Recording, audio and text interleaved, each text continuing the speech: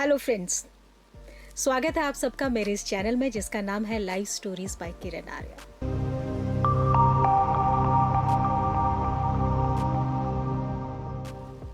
दोस्तों, मैं अगर अपनी बात करूं तो मैं बचपन से ही ज़िंदगी क्या है, ज़िंदगी का सही मायने क्या है, हम यहाँ क्यों आए हैं, क्या करने आए हैं, ज़िंदगी को सही मायने में किस तरीके से जिया जाना चाहिए, तो इसी सवाल का जवाब ढूंढने के लिए मैंने बहुत सारी कोशिशें की और शुरू किया ये पॉडकास्ट जिसका नाम है लाइफ स्टोरीज बाय किरण आर्या।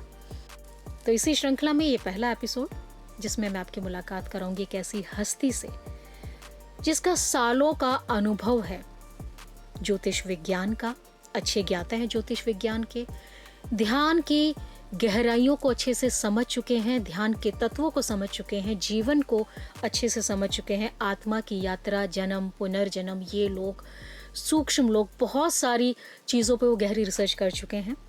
उमेश दत्त जी। उमेश जी, स्वागत है आपका हमारे इस चैनल में। थैंक यू सो मच जो आपने हमारे लिए समय निकाला। नमस्कार किरण जी, और आपके दर्शकों का भी बहुत बहुत आभार। और मैं एक स्तुति से शुरू करता हूँ। अखंड मंडलाकारं व्याप्तं येन चराचरं तत्पदं दर्शितं येन तस्मै श्री गुरुवे वक्रतुंड महाकाय सूर्यकोटि समप्रभ निर्विघ्नं कुरु मे देव सर्वकार्येषु सर्वदा। श्री राम जय जय राम, श्री राम जय जय राम।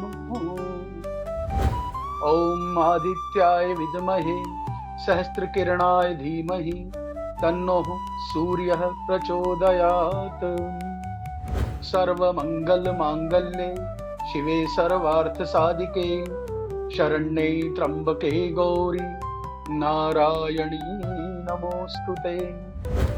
कर्पूर गौरम करुणावतारं संसार सारं भुजगेन्द्रहारं सदा वसन्तं हृदयारविन्दे भवं भवानी सहितं नमामि।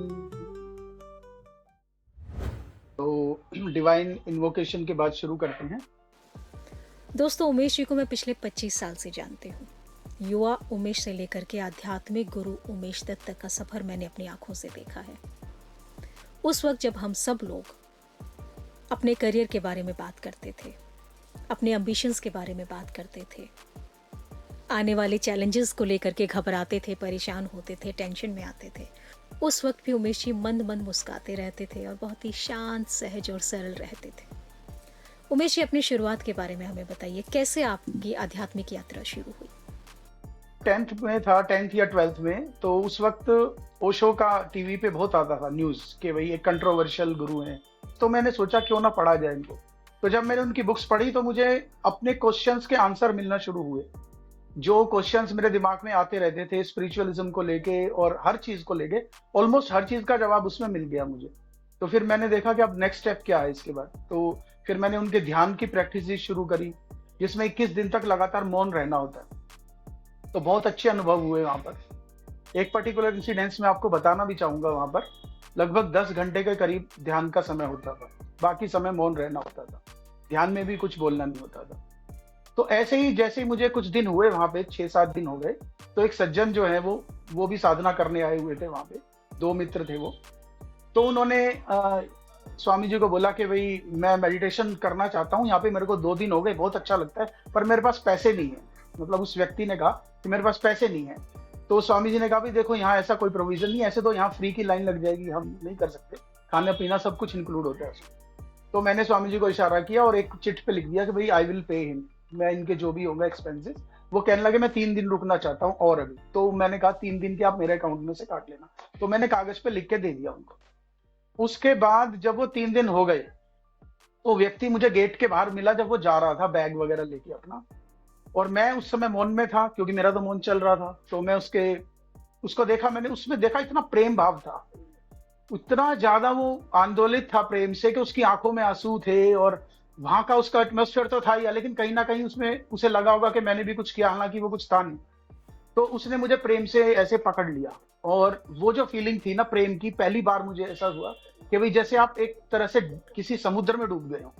और उस आदमी के अंदर इतना प्रेम था ना, उसने मुझे ऐसे हल्के से ऐसे टच करना शुरू किया, ऐसे प्रेम से जैसे करते।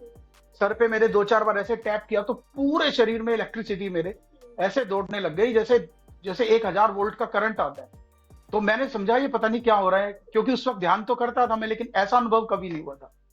तो वो आदमी गया रोते रोते, उसने हम दोनों ने गले मिले और वो फिर वो चला गया थोड़ी देर बाद। तो मैं आया तो मेरा अंदर एक नशा सा फैल गया, ऐसे लगा कि जैसे कोई नशा सा हो रहा है आंखों में, और ऐसे कोई ड्रग्स लेता है। मैंने कभी ड्रग्स नहीं ली थी, तो मुझे लगा कि कुछ अजीब ही है।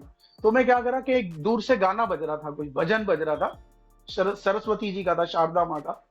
तो दूर से बहुत कम आवाज आ रही थी, और जहां वो हमारा ध्यान कक्ष था वहां मैंने डांस करना शुरू कर दिया। और डांस करते करते करते करते मुझे नहीं पता मैं इतनी कम आवाज आ रही थी, और उसी के साथ इतना तालबद्ध नृत्य करते करते करते करते कितना टाइम हो गया, और एकदम धड़ाम से नीचे गिर गया। और गिर के आप यूं समझ लिए 3-4 घंटे हो गए होंगे लगभग, ऐसा लगभग टाइम इतना बीत गया।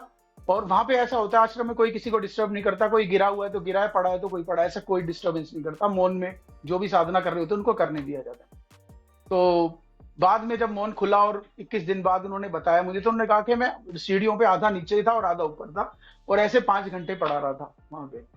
तो उन्होंने बताया कि बाद में, ऐसा मुझे तो कुछ भी नहीं पता कि 5 घंटे हो गए इस चीज को।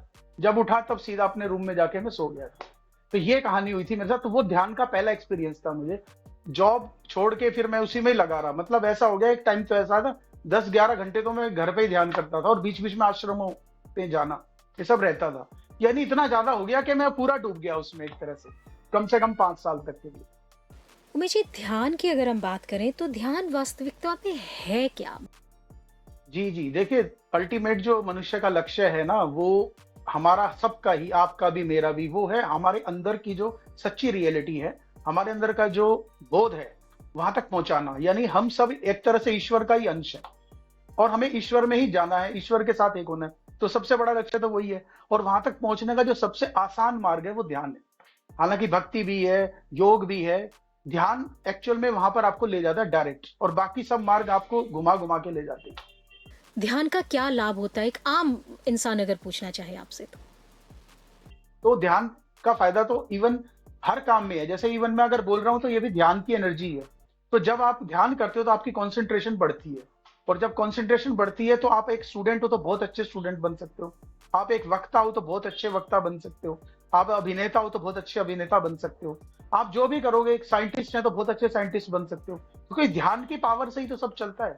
ये सब ध्यान से ही चलता है। तो ध्यान अच्छा होगा आपका तो सब कुछ अच्छा होता चला जाएगा। आपको निर्णय लेने में बहुत इजी हो जाएगा। जैसे आपके सामने 3 डिसीजन है, आपके अंदर से आवाज उठेगी ये वाला सही है, बस हो गया। आपको ये सोचना भी नहीं पड़ेगा कि क्यों सही है, बाद में पता चलेगा आपको कि भाई क्यों हुआ। मतलब आपका कहने का मतलब है कि ध्यान करने से हमारे अंदर वो शक्तियां आ जाती हैं कि हम सही निर्णय ले सकें, और हमारे डिसीजन सही भी होते हैं, मतलब हम कोई गलत डिसीजन भी नहीं लेते हैं, भटकाव नहीं आता है ध्यान करने से। बिल्कुल बिल्कुल बिल्कुल। ऐसे लगेगा जैसे मैं आप बोल रही हो ना, मुझे अंदर से ऐसे बोलते हुए दिखाई देगा, अपने आप को मैं बोलते हुए सुनूंगा कि भाई यही करना है, कुछ नहीं। उसके बाद फिर ऑप्शन ही नहीं आपके पास में। ऑप्शन तो तब होगा ना जब माइंड में बहुत सारी आवाजें होंगी। एक आवाज ये कहेगी कि भाई ये करो, दूसरी आवाज कहेगी ये करो, तीसरी आवाज कहेगी ये करो, लेकिन आपके पास ऑप्शन ही नहीं। अगर एक ही आवाज है तो उसी को सुनोगे ना। तो ध्यान क्या करेगा, बाकी की फालतू की नॉइज हटा देगा, और जो सही आवाज है बस वही सुनाई देगी आपको। उमेश जी, आपसे बातें करके बहुत अच्छा लग रहा है, और मेरा मन है कि अभी और भी बहुत सारी बातें करती चली जाऊं आपसे। बहुत सारे सवाल अभी जहन में और भी हैं जिसके बारे में हम अगले वीडियो में बात कर सकते हैं। और दोस्तों, उमेश जी से बातों का सिलसिला जारी रहेगा अगले एपिसोड में। खुश रहिए जी, हमेशा। नमस्कार। Thank you so much.